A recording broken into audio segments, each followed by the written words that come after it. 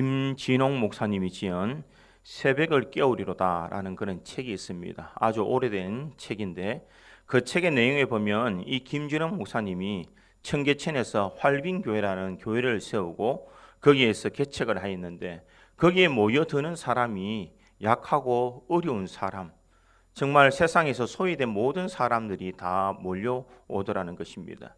특별히 그 중에서도 이 향이 엄마라는 사람이 있었는데 이 향이 엄마가 일을 하다가 쓰러지게 됩니다. 그때에 이 김진홍 전도사님이죠. 전도사님이 이 향이 엄마를 업고 이 병원으로 뛰어갑니다.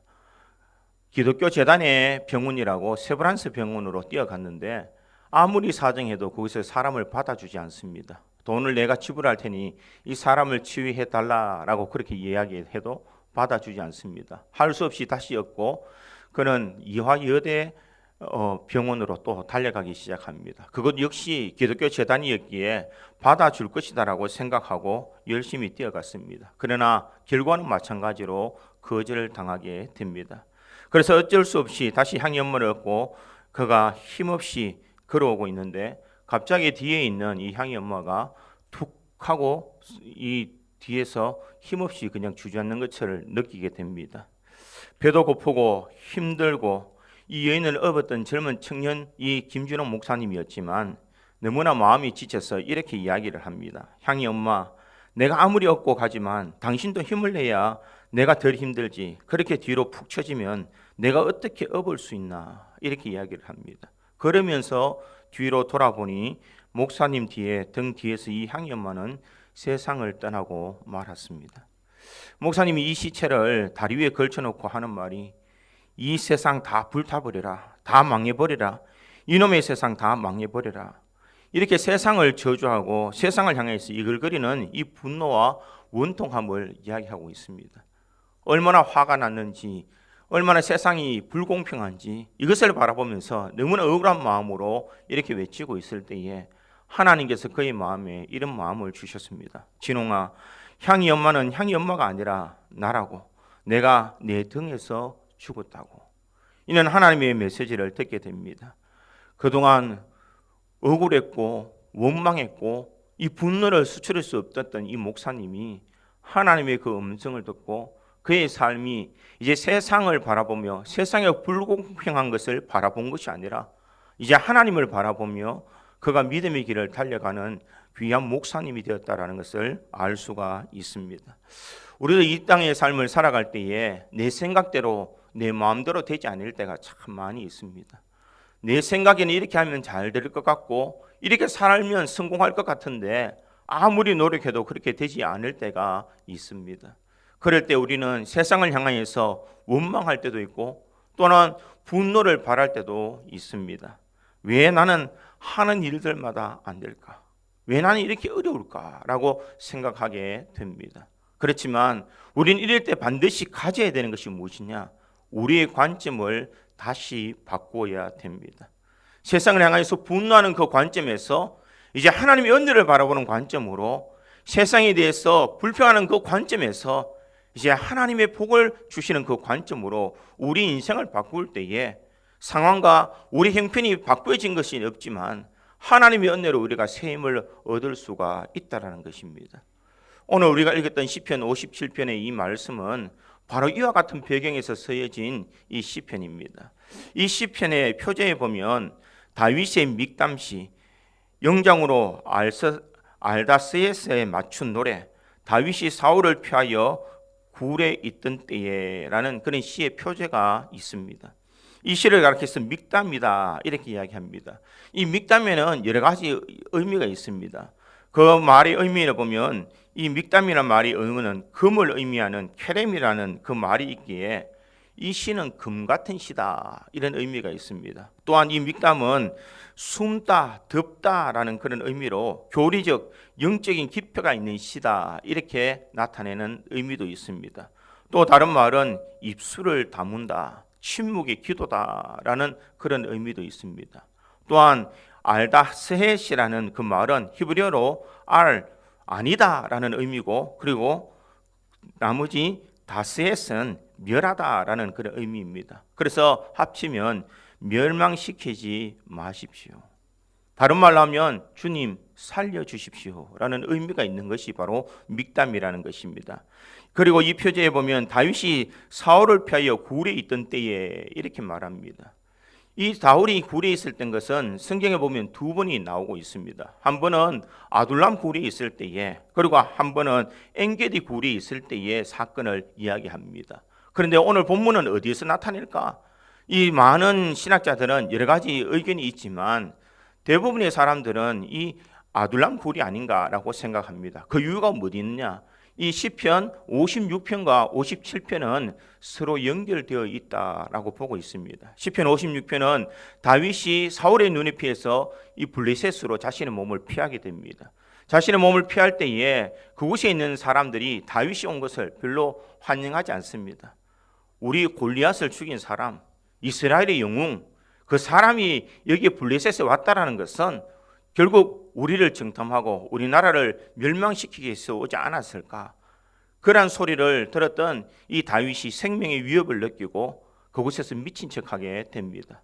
침을 흘리고 그는 이 대문을 거적거리면서 미친 척하다가 결국 블레셋에서 나와 이제는 자유의 몸이 되게 됩니다. 그러나 다시 이스라엘로 돌아와 봤지만 그가 갈 수 있는 곳은 없더라는 것입니다. 그가 찾은 곳이 어디 있냐? 바로 아둘람 굴이더라는 것입니다. 그러게 시편 56편은 블레셋에서 미친 척하다가 살아왔을 때 적은 시요. 시편 57편은 아둘람 굴에서 자신의 인생을 돌이켜보며 하나님의 은혜를 구하는 이 다윗의 시편을 볼 수가 있습니다. 어떻게 보면 자신의 형편이 너무나 형편없는 처지입니다. 갈 곳이 없고 늘 생명의 위협을 받으면서 어디로 어떻게 살아가야 될지 알지 못하는 그런 상황입니다. 그런데 여기에서 배경이 되는 사무엘상 22장에 보면은 이 아둘람 굴에 있을 때에 다윗의 아버지와 어머니와 형제들이 찾아오게 됩니다. 그뿐만 아니라 세상의 억울한 자 그리고 세상의 빚진 자들이 찾아와서 약 한 400명이 그곳에 모여들게 됩니다. 그들이 모여서 과연 무슨 말을 하고 어떻게 살았을까? 그들은 세상에 대해서 한이 있는 사람들입니다. 세상에 대해서 원망이 있고 분노가 있는 사람들입니다. 자신들이 열심히 살아왔고 자신이 최선을 다해 살아왔지만 세상이 자기를 바라보는 그 삶은 형편이 그렇게 좋지 않다라는 것입니다. 다윗이 잘못한 것이 어디 있느냐는 것입니다. 다윗이 골리앗을 죽임으로 민족을 부했는데도 불구하고 자신의 장인어른이었던 사랑받아야 될 그 장인어른에게 목숨의 위험을 받는 그런 어려움을 겪게 되더라는 것입니다. 우리는 흔히 이럴 때에 원망할 수가 있습니다. 내가 왜 이럴까? 내가 왜 이런 삶을 살아야 될까? 왜 내가 이런 고초를 당해야 될까? 참 세상 불공평하다라고 말할 수가 있습니다. 그러나 오늘 우리 시편 57편에 보면 다윗과 거기에 함께 있던 사람들이 결코 그렇게 원망의 삶을 살아가지 않는 것을 볼 수가 있습니다. 어떻게 해서 그렇게 될 수 있었을까? 자신의 삶의 형편과 처지를 바라본 것이 아니라 하나님의 은혜를 바라보고 하나님의 위로를 바라보며 하나님의 기적을 경험하였기에 그들은 그곳에서 원망하지 아니하고 불평하지 아니하고 분노하지 아니하고 하나님의 백성으로 그들의 삶이 은혜롭게 살아가는 것을 볼 수가 있다는 것입니다. 그렇다면 이 아둘람 사람들이 모여서 어떤 변화가 일어났고 어떤 고백을 했기에 그들의 인생의 삶이 바뀌어지게 되었는가? 저는 오늘 본문의 말씀을 통하여서 이 아둘람 굴에 있던 그 사람들이 어떤 인생의 관점을 바꾸었기에 그들의 삶이 전환되는 삶을 살았는지를 살펴보고 우리 구주 장로교에 있는 모든 성도들도 우리 현실에서 정말 관점이 바뀌어져 하나님의 은혜를 경험하는 저와 여러분이 되기를 간절히 소망합니다. 첫 번째로 이 관점을 바꾸기 위해서는 광야라는 현실을 보지 말고 하나님 날개 그늘 아래를 바라보아야 합니다. 오늘 본문 1절에 보니 이렇게 고백합니다. 하나님이여 내게 은혜를 베푸소서. 내게 은혜를 베푸소서. 내 영혼이 죽기로 피하되 주의 날개 그늘 아래에서 이 재앙들이 지나가기까지 피하리이다.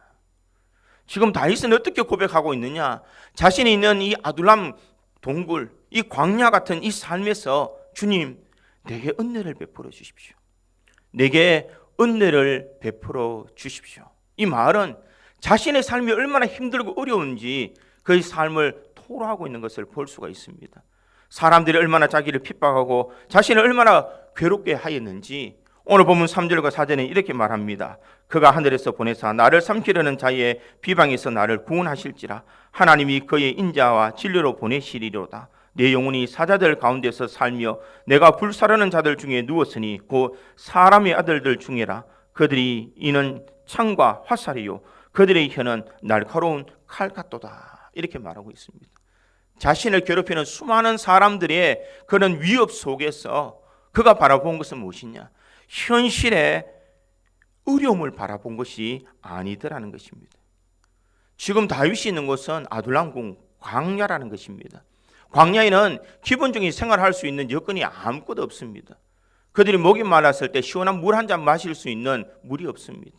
추위를 견딜 수 있는 그런 집도 없습니다. 음식을 마음껏 구할 수 있는 그런 장소도 아닙니다.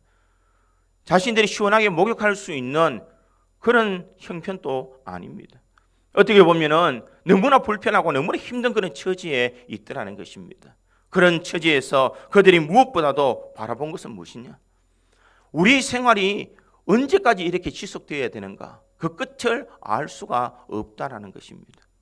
과연 내가 참고 견디면 언젠가 회복되겠지. 그 끝을 볼 수 있으면 그때까지 참을 수 있는데 그 다윗과 아둘람의 굴에 있는 사람들은 그 끝이 보이지 않는 암울한 그런 상황이더라는 것입니다.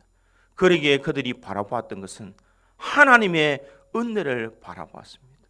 지금의 현실을 바라본 것이 아니라 하나님의 은혜를 바라보면서 하나님이여 내게 은혜를 베푸소서, 내게 은혜를 베푸소서. 내 영혼이 죽게 피하되 주의 날개 그늘 아래에서 이 재앙들이 지나기까지 피하리다. 이 광야 같은 아둘람 굴을 무엇으로 표현하고 있느냐? 주의 날개 그늘 아래에서 이렇게 이야기합니다. 내가 살고 있는 것은 참 힘들고 어렵고 살아가기 너무나 고달픈 그런 환경이지만 이것이 바로 주님의 날개 그늘 아래입니다. 나는 이곳에서 재앙이 지나갈 때까지 내가 그것을 견디고 참겠습니다. 그의 시선이 지금의 형편, 불편한 상황, 어떻게 살아가야 될지 모르는 미래가 불확실한 그런 것을 바라본 것이 아니라 그가 바라본 것은 지금 하나님의 은혜를 바라보면서 내가 있는 이 아둘람굴, 내가 있는 이 광야와 같은 삶이 하나님의 날개 그늘 아래에 있는 삶이다. 그래 이 재앙이 모두 다 지나가기까지 내가 주의 안에서 내가 내 이 모든 것을 피하겠다라고 고백하고 있는 것입니다. 사랑하는 성도 여러분, 다윗이 현실을 보고 거기 있는 사람이 절망만 바라보았다면 그들은 그곳에서 희망을 이야기할 수가 없었을 것입니다. 절망의 순간, 환경이 어려운 순간에 있었지만 그들이 바라본 것은 하나님의 은혜를 바라보았고 하나님의 날개 그늘 아래를 바라보았기에 그들이 이 모든 것을 이겨나갈 수가 있다는 것입니다. 여러분, 우리가 이 땅의 삶을 살아갈 때도 이와 같은 관점을 가져야 될 줄 믿습니다. 사람들은 안 되는 것을 바라봅니다. 사람들은 할 수 없는 것을 바라봅니다. 사람들은 이렇게 이야기합니다. 될 수 없다라고, 안 된다라고 이야기합니다. 그러나 우리가 잊지 말아야 되는 것은 우리는 주의 날개 그늘 아래에 있는 사람들입니다. 하나님의 은혜가 있는 사람들입니다. 그러기에 세상 사람들이 다 안 된다고 하는 이 절망 속에서 우리가 바라보는 하나님의 은혜를 바라볼 때에 하나님께서 분명 회복의 능력을 허락해 주실 줄 믿습니다. 사람들은 다 우리를 포기할지 모르지만 하나님은 우리를 포기하지 아니하십니다. 내가 죄 가운데 있고 내가 험악한 인생의 삶을 살아도 여전히 하나님은 한결같이 우리와 함께 하시며 우리를 도와주시는 분이 우리 하나님이신 줄 믿습니다. 그러기에 우리에게는 소망이 있다라는 것입니다. 믿음의 성도들, 내가 할 수 있는 것이 없고 내 삶을 돌이켜 보니까 하나님 앞에 떳떳하게 설 수 없는 인생이라 할지라도 하나님은 그러한 우리를 여전히 사랑해 주시고 은혜로 인도해 주신다는 것을 잊지 말아야 됩니다.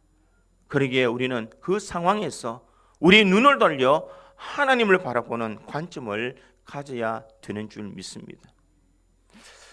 이런 이야기가 있습니다. 어느 참 신앙이 좋은 아가씨가 이제 결혼을 하게 됩니다. 결혼을 해보니 결혼이 속아서 합니다. 남편을 만나보니 벌써 남편은 다른 여인과 살고 있습니다.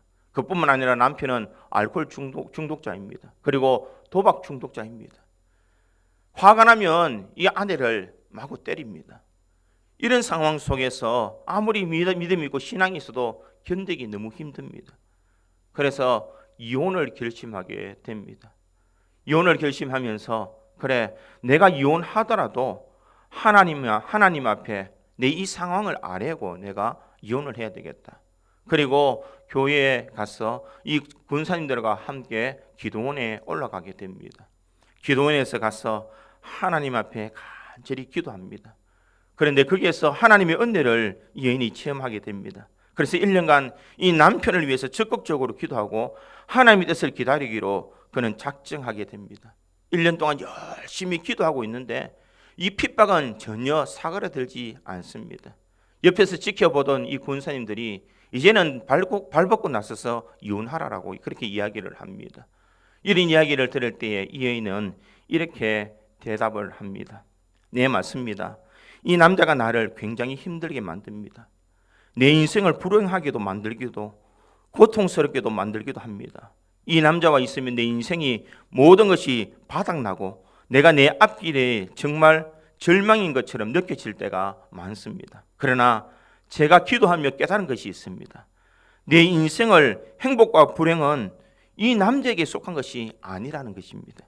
내 인생의 행복과 불행은 하나님께 있었습니다.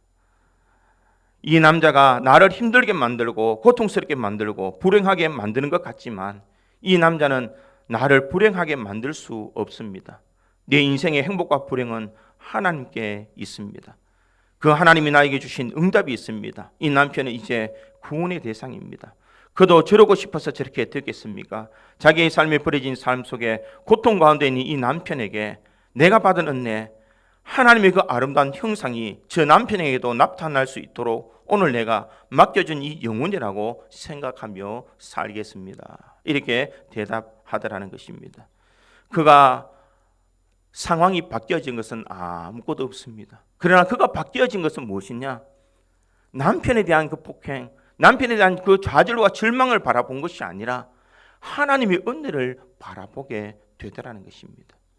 자신을 그렇게 때리고 자신을 힘들게 하던 그 삶의 현실을 바라본 것이 아니라 하나님의 은혜를 바라보았더니 그 남편이 불쌍하게 보이더라는 것입니다. 사랑하는 성도 여러분, 우리들이 고난과 어려움이 있는 가운데 우리가 생각해야 되는 것은 우리의 관점을 바꿔야 됩니다. 문제가 있는 것만 바라보고 억울한 것을 바라보고 분노가 일어난 것을 바라보는 것이 아니라 하나님의 은혜를 바라봐야 될 줄 믿습니다.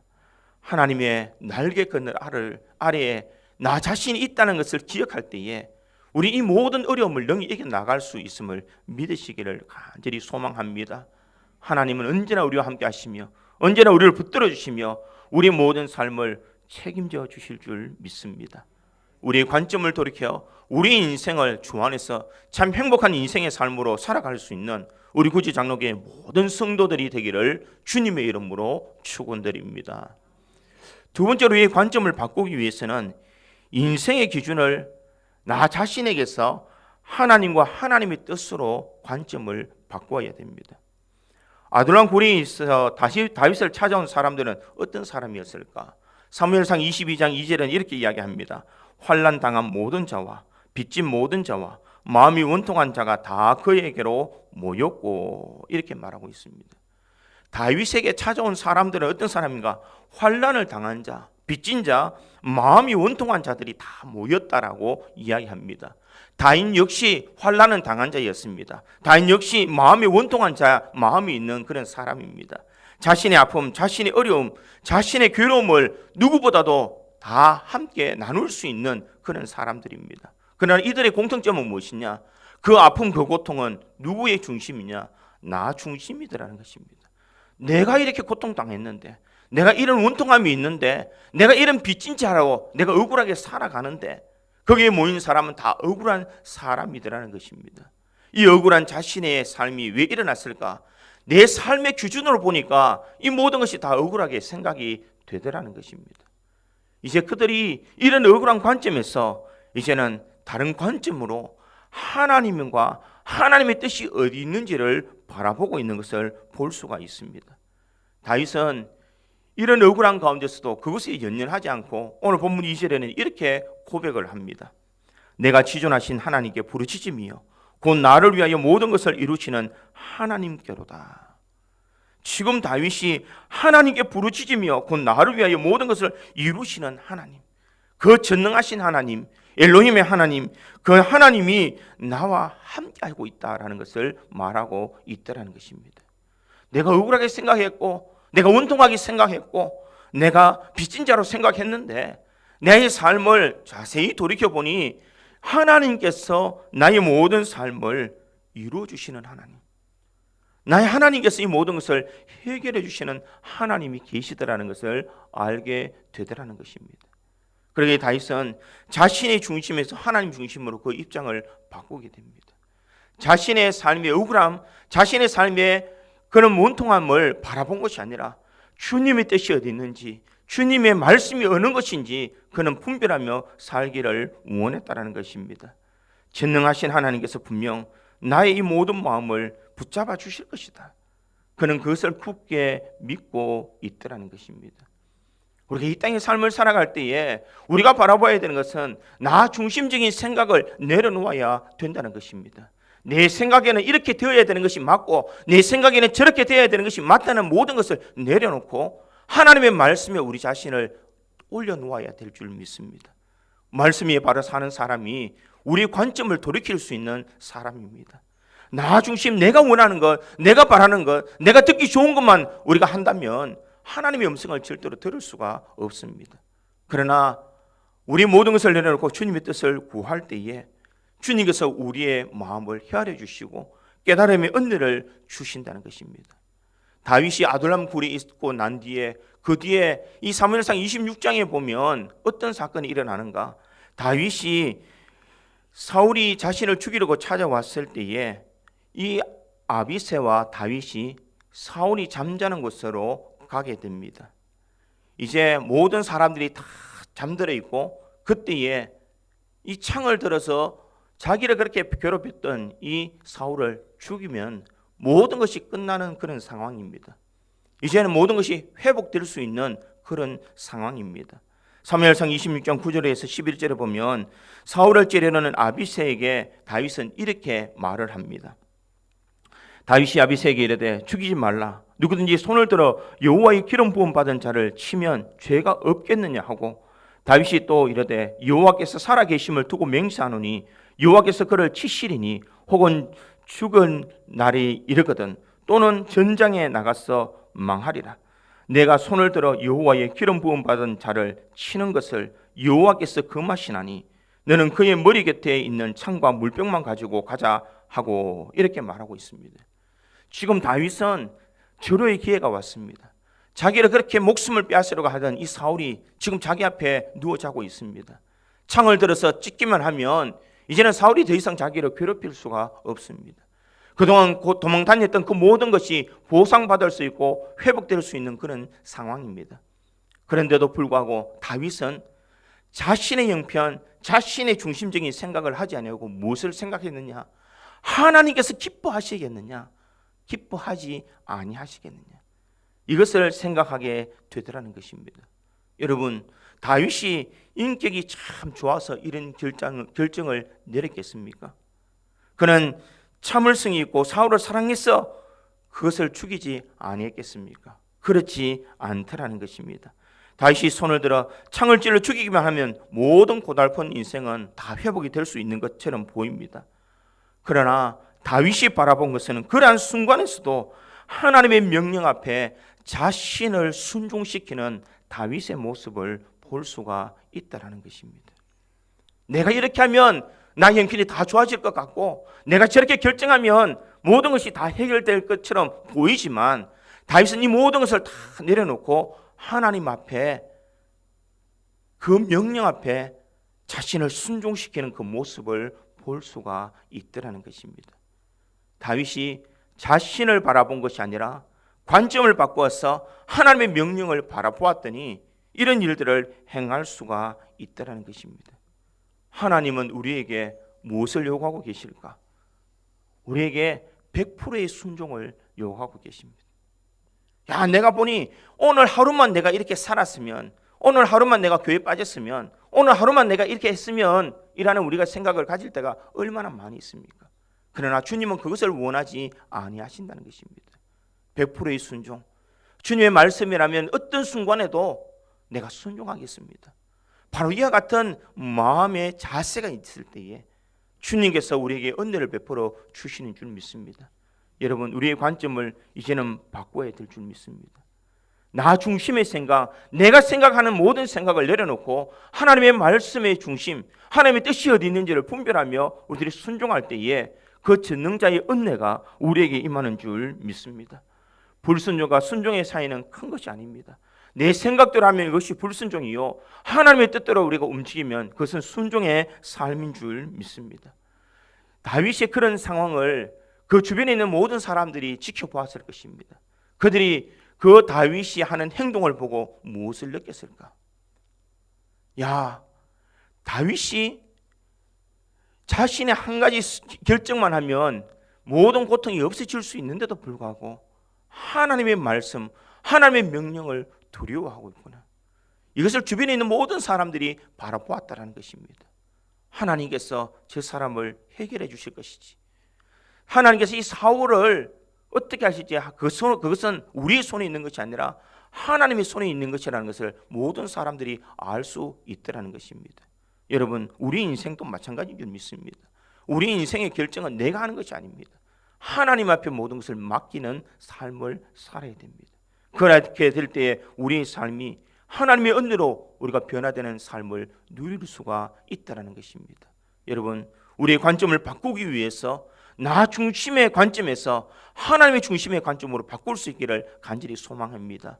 나 중심의 생각에서, 내 이익의 생각에서 하나님의 뜻과 명령이 어디 있는지를 우리가 살펴보며 믿음의 길을 잘 달려가는 우리 모든 성도들에 대해서 바른 관점, 바른 신앙으로서 믿음의 길을 잘 달려갈 수 있는 저와 여러분이 되기를 간절히 소망합니다. 마지막 세 번째로, 이 관점을 바꾸기 위해서는 인생의 행복을 위한 삶에서 하나님이 주신 사명의 삶으로 관점을 바꿔야 됩니다. 이 아둘람의 고리에 찾아온 모든 사람들은 왜 찾아왔을까? 그들이 자유를 얻기 위해서 찾아왔습니다.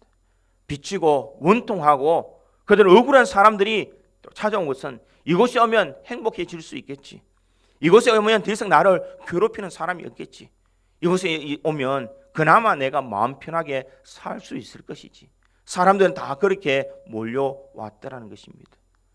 모든 사람들은 자유를 위해서, 행복을 위해서, 자신의 삶을 영위하고 편안한 삶을 누리기 위해서 찾아왔습니다. 그러나 주님께서는 그들을 바라보고 그들에게 원하는 것이 아니라 이제는 그 중심이 하나님의 명령과 하나님의 사명, 하나님의 뜻 안에서 살아가기를 원하고 계시다는 것입니다. 다윗이 자신이 마음의 관점을 바꾸고 보니 무엇이 보였느냐? 내가 이제는 더 이상 흔들리지 않은 마음, 내가 더 이상 흔들리지 않는 그런 믿음이 나에게 있다라는 것을 알게 되더라는 것입니다. 그러기에 오늘 보면 7절과 8절에 다윗은 어떻게 고백하고 있습니까? 하나님이여, 내 마음이 확정되었고 내 마음이 확정되었사오니 내가 노래하고 내가 찬송하리이다. 내 영광아 깰지어다, 비파야 수고마 깰지어다, 내가 새벽을 깨우리로다. 내가 이제 마음이 확정되었습니다. 내가 어떤 순간에도 이제는 나는 흔들리지 않겠습니다. 나는 내 마음이 확정되었습니다. 나는 전에는 행복을 위해서 살아왔고 전에는 나의 이익을 위해서 살았지만 이제 내 마음은 흔들리지 않습니다. 나는 주님이 주신 그 사명을 가지고 내가 살아가겠습니다. 내가 이제는 새벽을 깨우며 이제 살겠습니다. 나는 이제 어디에 써야 될지를 알겠습니다. 세상을 향하여 서는 인생이 아니라 하나님을 위하여 서는 인생이 되기를 원합니다. 이것이 바로 다윗이 내가 확정되고 확정되었던 마음입니다. 그러기에 우리 구지장로교에 있는 모든 성도들도 내가 어디에 써야 될지를 이제는 분명히 확정지어야 될 줄 믿습니다. 내가 써야 되는 것은 세상이 아닙니다. 내가 써야 되는 것은 나의 행복이 아닙니다. 내가 써야 되는 것은 내 행복이 아니라 하나님의 사명을 따라 우리가 살아가야 됨을 우리들에게 인식하고 살아가야 될 줄 믿습니다. 그러기에 오늘 본문 8절은 뭐라고 말하고 있습니까? 내 영광아 낄지어다, 비파와 수고마 낄지어다, 내가 새벽을 깨우리로다. 나의 사명은 이제 새벽을 깨우는 삶, 나의 사명은 이제는 하나님 앞에 메어 달리며 믿음의 길을 달려가며 사명의 길을 달려가는 것이 나의 인생의 목표다라는 것을 말하고 있습니다. 우리의 관점이 어디에 바뀌어야 되느냐? 내가 잘 살고 내가 잘 먹고 우리 가족이 잘 살고 이 모든 것의 관점에서 이제는 주님께서 나에게 어떤 사명을 주셨는지를 바라보는 관점으로 살아가야 될 줄 믿습니다. 하나님께서 우리 가정을 주신 이유가 어디 있겠습니까? 나에게 이렇게 사업터를 주신 이유가 어디 있겠습니까? 나에게 이렇게 교회를 섬길 수 있는 이곳이 왜 우리에게 허락해 주셨을까? 분명 우리에게 사명을 맡겨주시기 위해서라는 것입니다. 교회에서, 가정에서, 우리가 사회에서 주님께서 우리가 맡아야 될 그 모든 사명을 우리에게 허락해 주셨는데 우리는 그 사명을 잊어버리고 우리는 오로지 한 가지만 생각하고 있지 않습니까?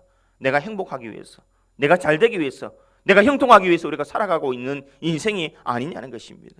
주님께서 원하시는 것은 그러한 삶이 아니라는 것입니다. 이제는 내가 환경에 따라 살아왔지만 이제는 환경을 새롭게 만들어가며 내가 사명자로서 살아가기를 주님께서 원하신다는 것입니다. 그렇게 다윗은 오늘 본문 9절에 이렇게 고백합니다. 주여, 내가 만민 중에서 주께 감사하며 문나라 중에서 주를 찬송하리이다. 이 감사라는 것은 무엇이냐? 내가 뭔가를 얻었기 때문에 감사하는 것이 아니라 여기 나오는 감사는 결단이라는 것입니다. 내가 감사는 조건이 아니라 내가 어떤 환경 속에서 이제는 내가 감사하며 살아가겠습니다. 내가 오늘 주님을 찬양하며 살겠습니다. 내가 이제 주님 앞에 모든 것을 감사하며 살겠습니다라고 삶의 결단을 내리는 것을 알 수가 있습니다. 이것이 바로 사명자의 모습이라는 것입니다. 사명을 잊어버리면 하나님께서는 우리가 사명을 찾을 수 있도록 때로는 채찍질할 때도 있습니다. 그러기에 우리는 우리의 사명을 잊지 말아야 됩니다. 봉천동 슈바이처라는 윤주원 장로님을 혹시 아십니까? 화면을 보시면 이 장로님이십니다. 이 장로님은 가난하여서 의사의 도움을 받지 못하는 사람들에게 수술을 해줍니다. 그리고 돈이 모자란다라고 하면 이렇게 대답을 한답니다. 내가 다 탕감해 줄 테니 예수 믿으십시오. 이렇게 이야기를 한다라고 합니다. 그가 왜 이렇게 이 봉천동 슈바이처로 이름을 날렸을까? 거기에는 이유가 있다라는 것입니다. 그의 간증을 적어놓은 것을 제가 잠깐 읽어드리겠습니다.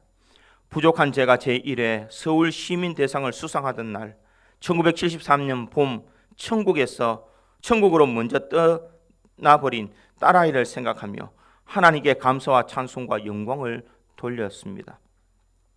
젊은 날에 의사가 되기를 소원하여 이 땅에 가난하고 헐벗은 사람들을 위해 인술로 헌신하겠노라고 하나님께 소원했던 제가 막상 의사가 되고 환자가 몰리고 돈이 벌리자 주일까지 범하는 불충한 하나님의 자녀로 전락해버리고 말았습니다. 당시 동작동에서 기업을 했는데 교통사고 환자가 가장 많이 몰리는 병원이었습니다. 그런 어느 날 병원 앞에서 급브레이크를 밟는 소리가 들려와 또 교통사고 환자구나 생각하고 있었는데 기사인 듯한 한 사람이 가슴이 찌그러지고 피투성이가 된 아이 하나를 안고 뛰어들어 왔습니다. 저는 아이를 받아 응급처치를 하려다가 천지가 무너지는 것 같았습니다. 가슴이 찌그러지고 피투성이가 된 아이는 바로 제 딸이었습니다. 사랑하는 셋째 딸이었습니다. 오 하나님, 부르짖으며 딸아이의 심장에 청진기를 띄었으나 아무 소리도 들려오지 않았습니다. 하나님, 어찌 이리 하실 수가? 의사인 아비가 치료 손길 한번 못 펴보고 딸을 잃어버리게 하시다니. 까무닥하게 잊고 살았던 하나님을 원망하며 저는 의사 가운을 벗어버렸습니다. 병원 문도 닫아버렸습니다. 눈이 떠지면 실신한 사람처럼 딸아이의 무덤을 찾는 일만이 저의 일과였습니다. 여름이 가고 가을이 가고 겨울이 되었습니다. 딸의 무덤에 내린 눈이 아이를 춥게 하는 것이 견딜 수가 없어 옷을 벗어버리고 맨몸으로 아이의 무덤을 껴안고 아비의 체온으로 눈을 녹여주어야 했습니다. 이듬해 봄 변함없는 일과로 딸아이의 무덤에 다녀오는 길목에서 열이 펄펄 나는 어린 손녀를 안고 울고 있는 가난한 한 할머니를 만났습니다. 저는 선배의 병원에 그 아이를 업고 가서 치료비는 제가 부담할 테니 고쳐달라 했습니다. 그리고는 까마득히 잊고 잊었는데 할머니가 제 병원으로 찾아왔습니다. 어린아이가 먼지 쌓인 병원을 둘러보고 아저씨도 의사야? 근데 왜 의사 옷 안 입어? 청진기도 귀에 안 되네? 라는 것이었습니다. 저는 아이를 기쁘게 해주기 위해 오랜만에 가운을 입고 먼지 쌓인 의자에 앉아 청진기를 되었습니다. 그 순간, 바로 그 순간 천지를 깨우는 듯한 심장의 고동소리가 들려왔습니다. 그 힘찬 심장의 고동소리는 내가 그리도 안타깝게 그리워하던 딸아이의 죽었던 딸아이의 심장의 고동소리였습니다. 그 아이가 사고를 당하던 날 그토록 청지기를 갖다 대어도 들리지 않던 바로 그 심장 소리 말입니다. 그 고동소리는 아비의 귀청을 찢고 아비의 심장을 때리고 아비의 죽었던 영혼을 깨우는 힘찬 고동소리였습니다. 오 하나님, 신음하는 저를 아이가 놀라 올려다보았습니다. 그 맑고 영롱한 눈동자 또한 죽었던 딸아이의 눈동자였습니다. 저는 소리쳤습니다. 오 하나님, 작은 자를 돌보지 않고 세상을 따르던 저를 이제사 깨우십니까? 그 길로 저는 남현동의 보육원으로 찾아갔습니다. 아니, 하나님께서 보내셨습니다. 그 후 가난하고 소외된 이웃이 살고 있는 봉천동의 병원을 다시 세우고 그들을 위해 봉사하게 하셨습니다. 이 모든 일 위에 우리 주님 홀로 영광 받으옵소서. 봉천동 윤주홍 의원, 원장 윤주홍, 이렇게 말하고 있습니다. 자기가 삶의 전환점이 되었던 그 일들을 기억하면서 어떻게 살아야 할지 다시 결정하는 그의 삶의 모습을 바라볼 수가 있습니다. 내가 하나님 앞에 이렇게 사명자의 삶을 살겠노라고 그가 결심을 했지만 삶이 바쁘다는 핑계로, 내가 부유하게 살고 있다는 핑계로 우리가 그것을 잊어버릴 때에 하나님 그 사명을 다시 깨우시는 것을 바라볼 수가 있습니다. 그가 이제 사명자의 길을 달려갈 수 있었던 것은 전적인 하나님의 은혜인 줄 믿습니다. 여러분, 우리는 하나님 앞에 이렇게 서운한 것이 없습니까? 나의 사명을 가지고 내가 이제 주를 위해서 살겠다라고 결심한 적은 없느냐는 것입니다. 내가 젊었을 때에, 어려움이 있을 때에 하나님과 약속한 그 서원을 해놓고 형편이 괜찮아지고 하나님께 한 약속이지만 쉽게 내 현실과 내 상황에 맞바꾸어 버리는 그런 인생의 삶을 살고 있지는 않느냐는 것입니다. 내가 힘들고 어렵고 좌절되고 절망될 때에 내가 그리스도 인이라는 사실을 잊어버리고 하나님께서 살아계시고 나를 구원하셨던 그 사실을 잊어버리며 세상 속에 살아가고 있지는 않느냐는 것입니다. 하나님께서는 우리들이 행복을 위해서 살아가는 것이 아니라 주의 사명을 쫓아 살아가기를 원하십니다. 이제 우리 시선을 나의 행복을 바라보는 시선에서 이제 하나님의 사명을 감당하는 시선으로 살아가야 될 줄 믿습니다. 그럴 때에 하나님께서 우리의 삶을 가장 기뻐해 주실 줄 믿습니다. 오늘도 우리의 관점을 바꾸어서 우리가 세상을 향하여 달려가는 발걸음이 이제 주님을 향하는 발걸음으로 바뀌어져서 하나님의 은혜를 날마다 경험하는 우리 모든 성도들이 되기를 주님의 이름으로 축원드립니다. 다 같이 기도.